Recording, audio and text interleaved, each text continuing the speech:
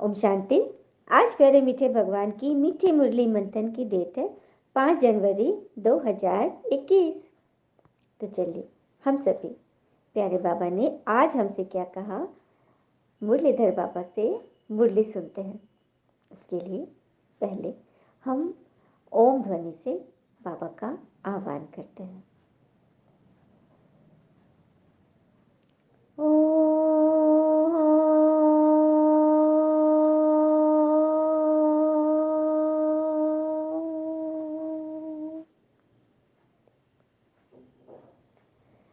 मीठे बाबा ने कहा, मीठे बच्चे, तुम्हारे मुख से कभी भी हे ईश्वर, हे बाबा शब्द नहीं निकलना चाहिए। यह तो भक्ति मार्ग की प्रैक्टिस है। भगवान कह रहे कि हमारे मुख से कभी भी हे ईश्वर अर्थात दुख में हम पुकारते हैं, हे कहना दुख में होता है, तो हमारे मुख से ऐसे शब्द नहीं निकल, क्योंकि हम ज्ञान में है ना, ये सब हम भक्ति मार्ग में करते आए और कहते भी है ना कि अज्ञान ही है जो हमें धर्म, गुरु, दीक्षा, मौन, ध्यान, साधना, जप, तप, पूजा पाठ, माला, यज्ञ, भजन, योग की ओर आकर्षित करता है। वरना ज्ञान तो हमें इन सब से मुक्त करता है। ज्ञान हमें इन सब का रहस्य समझाता है कि ये क्या है। इसके अंदर फंसना नहीं, बल्कि इसे जानकर इसे अपनाना सिखाता है। और सही मायने में जीने का मजा तो तभी आता है जब हम, देखो, खुश रहना जिंदगी है, लेकिन खुशी बांटना इंसानियत है। एक बार की बात है, एक हस्बैंड वाइफ घर में थे। हस्बैंड ऑफिस जा रहा था और वाइफ कुछ काम कर रही थी।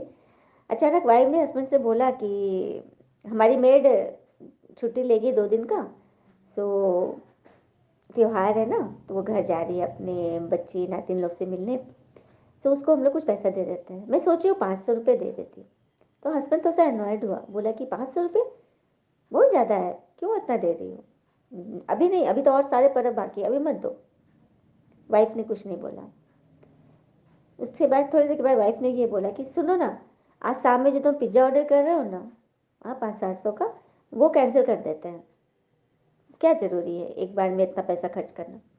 तो हस्बैंड को समझ में आया कि वाइफ क्यों बोल रही है। तो हस्बैंड ने बोला कि ठीक है, तुम मेड को दे दो पैसा। तो बड़ी खुश हुई और मेड को दे दी पैसा।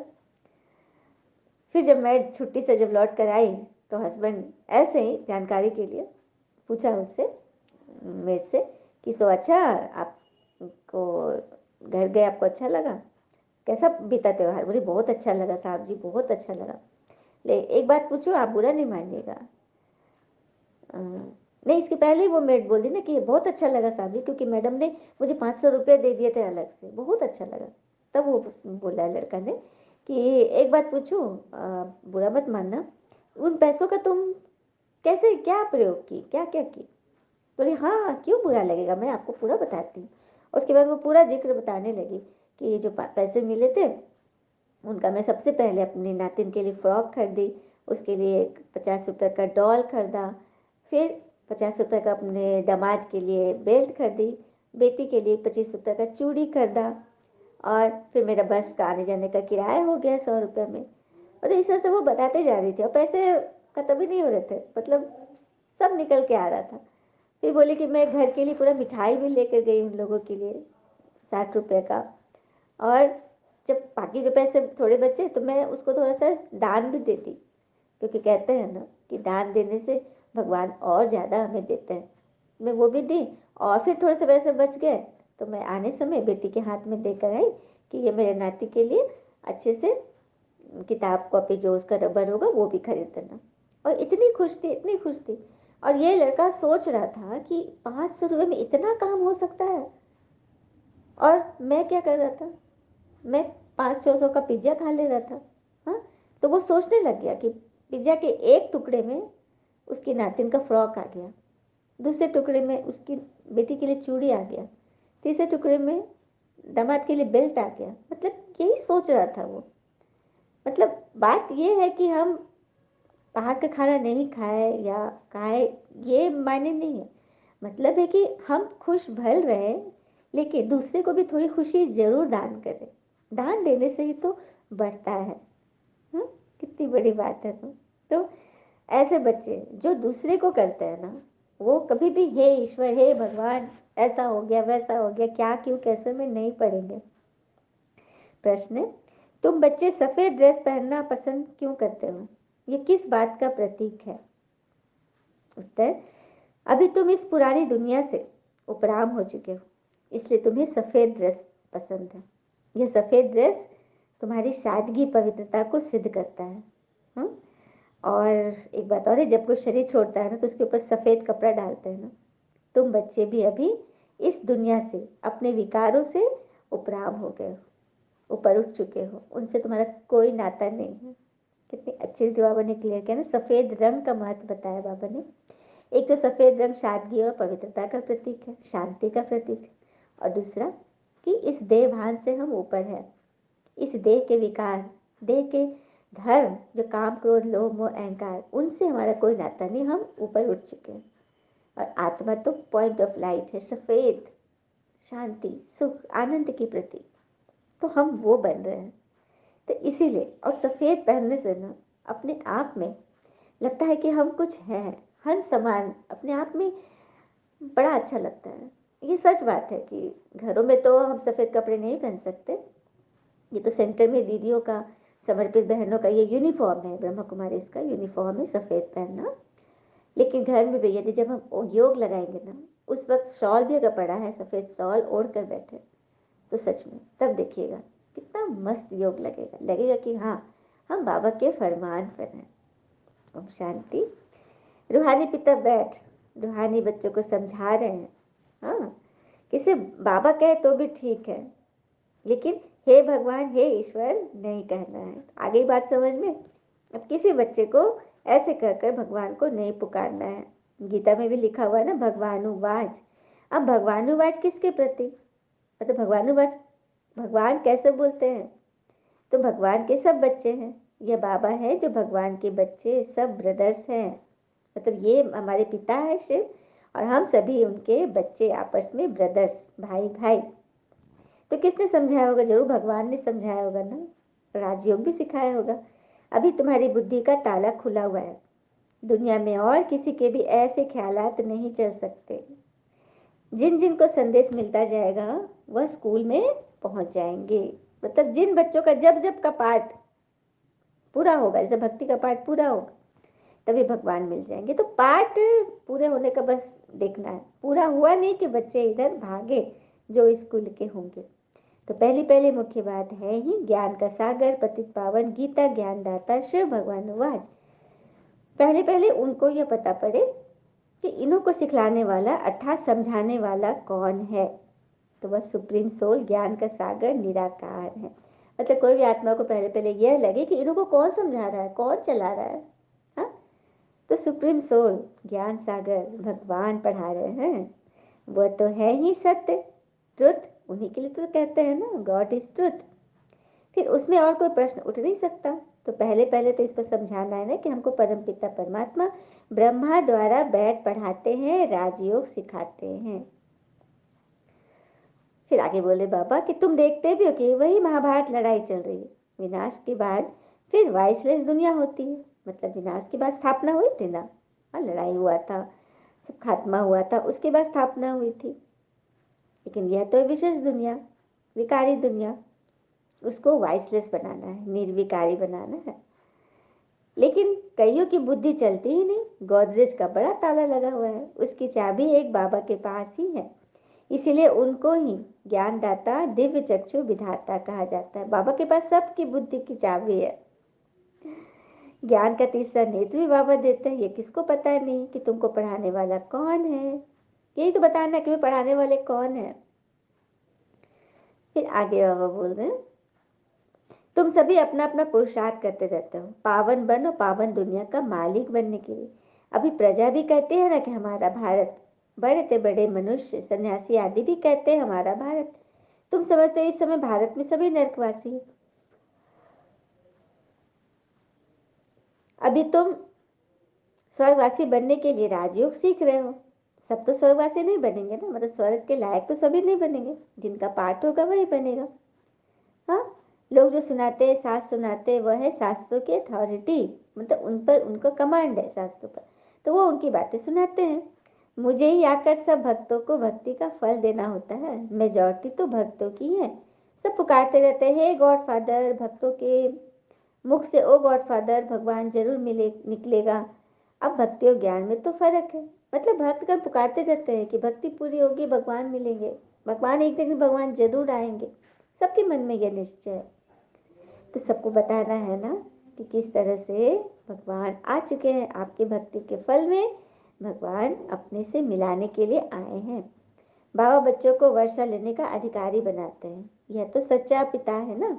बाबा जानते हैं ये हमारे बच्चे हैं जिन्हों को हम ज्ञान अमृत पिलाए, ज्ञान चिता पर बिठाए, घोर निद्रा से जगाए स्वर्ग में ले जाता हूँ। बाबा हम कुंभकर्ण बच्चों को जगा रहे हैं, हाँ, स्वर्ग में ले जाने की कहानी सुना रहे हैं। किस तरह से हम अपनी सफाई करें, अपना कल्याण करें। फिर आगे बोल रहे बाबा, भारत का प्राचीन योग भी कितना मशहूर है। विलायत में भी जाते हैं प्राचीन राजयोग सिखलाने। वास्तव में हठ योगी तो राजयोग जानते ही नहीं, उन्हों का योग ही रॉन्ग है। इसीलिए तुम्हें जाकर सच्चा राजयोग सिखाता हूँ। मतलब योग शब्द लगा दिया, लेकिन वहाँ क्या है, हठ है। हठ से कर रहे, ताकत से कर रहे, जबकि यहाँ तो ताकत और हठ की तो कोई बात ही नहीं है, कोई बात नहीं है। हाँ, और कहते भी है ना, जीतने का मजा तभी आता है जब जब सभी आपके हारने का इंतजार कर रहे हो। तो सबको जीतना है ना। हाँ, हमने हार खाई है। 2500 वर्ष जब रावण आ गया ना, तो हमने रावण से खूब हार खाई, क्योंकि हमें सिखाने वाला, चलाने वाला, समझाने वाला कोई थे ही नहीं। बस अपने मन वश से, परमत से हम गिरते ही चले आए, हारते ही चले।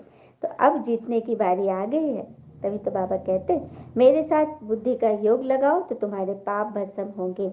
पिता पतित पावन है, तो उनसे बुद्धि योग लगाना है। बुद्धि योग लगाना है किस लिए? ताकि हम अपने परिवार को अच्छी रीति संभाल सके, सबकी केयर कर सके। यह नहीं, बाबा ये नहीं कहते कि मेरे फोटो के पास मेरे रूम में आकर बस बैठे रहो, सारी दुनिया से बुद्धि योग हटा दो। नहीं, बुद्धि योग हटाना है अपने विकारों से, जो हम क्वेश्चन करते हैं ना। हाँ, फलाना को कुछ और पसंद है। अब देखो, किसी को हो जाता है कि अब किसी को गुलाब पसंद है, बहुत पसंद है, और सामने वाले को गुलाब नहीं पसंद, कुछ चमेली पसंद है, तो हम गुस्सा हो जाएंगे क्या? हाँ, उसकी अपनी नेचर, उसका अपना स्वभाव है, उसकी अपनी नाक है, उसे वही खुशबू पसंद है। फिर इसमें फंसना, ये सब चीज़ से बाबा बचाते हैं। बुद्धि योग फालतू बातों से बचाओ। हाँ, जो तुम्हें फंसा रही है, क्वेश्चन मिला रही है, तुम्हारे मन को एक सेकंड भी हलचल में ना आ रही है। बाबा यह चाहते हैं, घर गृहस्थ रहते हुए हमें अपने मन के सारे इन्स एंड आउट क्वेश्चंस को हटा देना है। किसी पर भी कोई क्वेश्चन नहीं, जो भी कर रहा है, जैसे कर रहा है, सब वो एक्यूरेट बजा रहा है।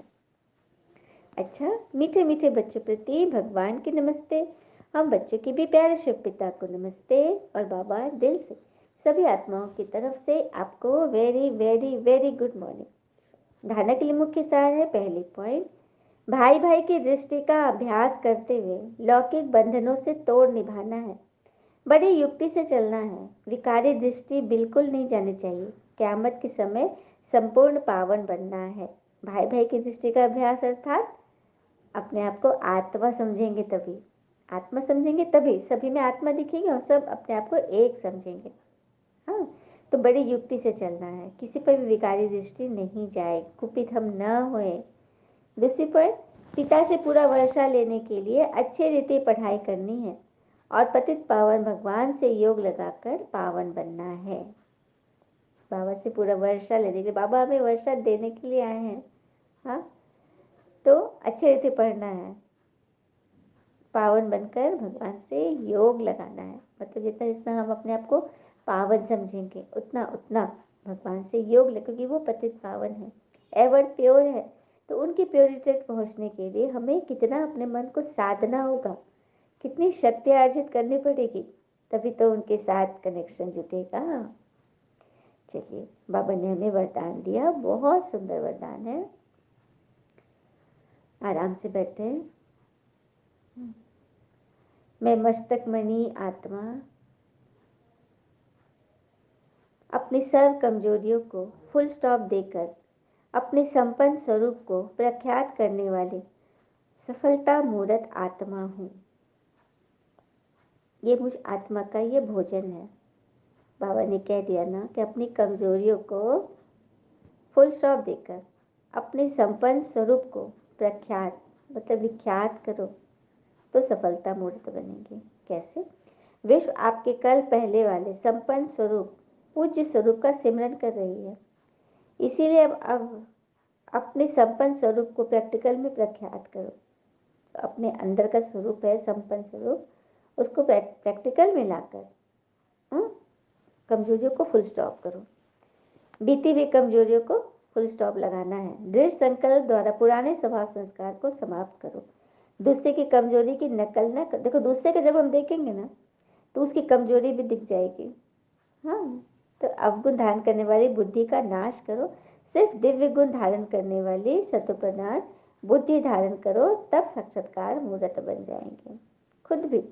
खुद भी हम भगवान को दिखा सकते हैं औरों को अपने आचरण द्वारा।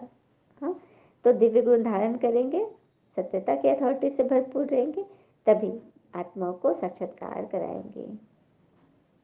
स्लोगन: अपने अनादि और आदि गुणों की स्मृति में रख उन्हें स्वरूप में लाओ। अपने अनादि और आदि गुणों को स्मृति में रख उन्हें स्वरूप में लाओ। अनादि गुण अर्थात आत्मा के गुण, क्योंकि आत्मा 7 गुणों से बनी है ना। और आदि गुण हो गए, आदि माना देवी गुण, देवता वाले गुण। सरलता, विनम्रता, हर्षित मुक्ता, परोपकारिता, प्रसन्नता, निर्भयता, हाँ, रमणीकता, ये सब है आदि गुण। तो इन दोनों को खुद में स्मृति में रखो, याद रखो और उसे स्वरूप में लाओ। सिर्फ कहना नहीं कि हमें पता है, देवी गुण पता है। जैसे डॉक्टर के पास हम जाते हैं, वो बहुत सारे दवाई देता है, हम दवा का नाम बस रट ले, उसे खाए नहीं, उसे यूज़ नहीं करें, तो क्या हमारी बीमारी ठीक होगी? बिल्कुल। तो हमें क्या करना है, गुणों का पता चलना चाहिए कि क्या क्या गुण है, आदि गुण अनादि गुण। उसको स्मृति में भी रखें, याद भी रखें, लेकिन अब समय है उन्हें स्वरूप में लाना, उसे जीवन में उतारना। अच्छा, ओम शांति। शुक्र है मीठे बाबा, वो बाबा के प्यारे प्यारे बच्चे। Thank you Baba. All is well always. ओम शांति।